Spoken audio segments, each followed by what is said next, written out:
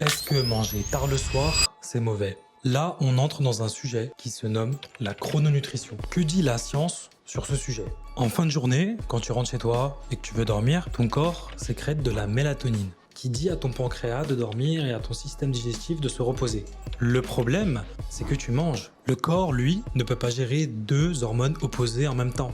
L'insuline d'un côté et la mélatonine de l'autre. Physiologiquement, les cellules bêta de ton pancréas, celles qui produisent l'insuline, sont équipées de récepteurs spécifiques à la mélatonine.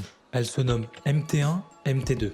Dès que la mélatonine s'y fixe à ces récepteurs, elle verrouille tout le système du pancréas. Elle le met en mode repos. Notre métabolisme n'est pas linéaire, il est circadien. Chaque enzyme et chaque hormone de notre système digestif possède une horloge interne spécifique à elle. Et cette horloge biologique interne est alignée sur lumière, obscurité. D'où la mélatonine qui va être sécrétée dans ton corps pour t'endormir une fois que le soleil se couche. Alors revenons à notre question. Si je mange alors que ma mélatonine est haute, que se passe-t-il? Ton pancréas, il est en mode repos. Il va beaucoup moins gérer ce pic glycémique qui est dû à l'aliment que tu viens de consommer. Résultat, ton sucre reste élevé toute la nuit et ton corps se démène pour gérer ce sucre qui va rester dans le sang. Au lieu que ton corps brûle du gras pour s'alimenter durant toute la nuit, il va brûler du sucre. Mais ici, il y a une hormone très importante qui entre en jeu.